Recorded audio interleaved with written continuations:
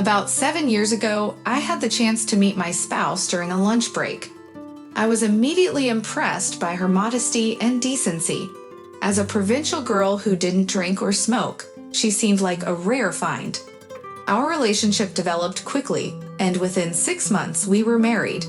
Surprisingly, her side of the wedding consisted only of her parents and one friend.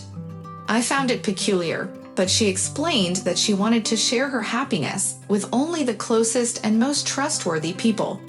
Though it was unconventional, I decided not to dwell on it and respected her decision. Following our wedding, our relationship flourished. She never interfered in my affairs and wholeheartedly cared for our family. Whenever I faced any worries or difficulties, she was always there to support me. Our family life was nearly perfect, devoid of arguments and misunderstandings. We were blessed with a beautiful son who is now 5 years old. After her maternity leave, she chose not to return to work and dedicated herself fully to our son. She would take him to school and extracurricular activities, prepared delicious meals, and always waited for me at home. Despite these responsibilities, she never neglected her appearance and always looked proud and beautiful.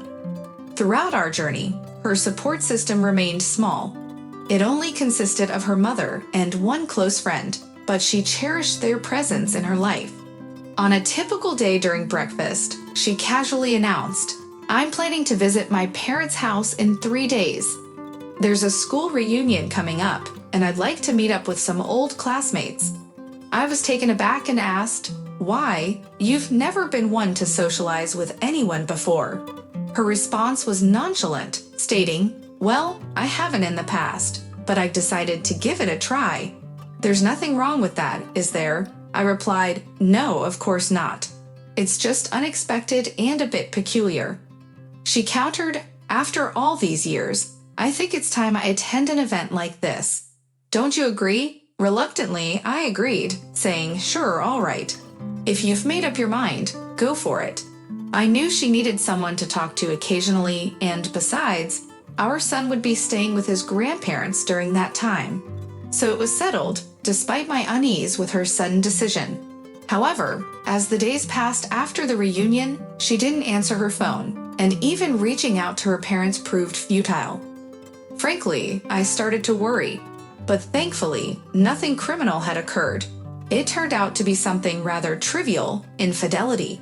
2 days after the reunion, I received a call from a woman who identified herself as the wife of one of my wife's former classmates with whom she had been having an affair. She informed me that she had betrayed our family and asked me to remove her from the situation before it became a scandal in the village.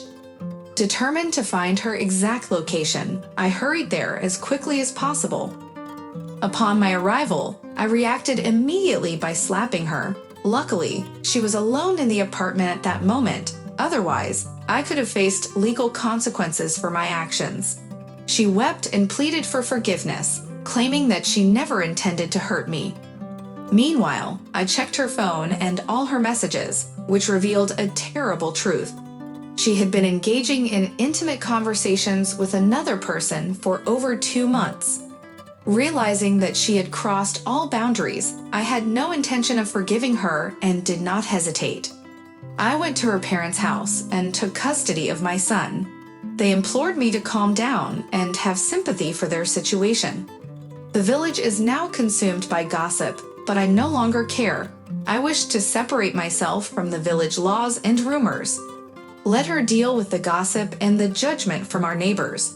We divorced, and I retained custody of our son. The initial period was difficult, but now our emotions have settled, and my son and I have developed a bond of understanding. However, she was left utterly shattered. Her toxic love destroyed her spirit. She currently resides at her parents' house, rarely venturing out and rarely seeing our son. Despite her attempts to reconcile, I cannot forgive infidelity. I am not someone who can endure being deceived for years while remaining silent. Thus, our once ideal family life came to an end.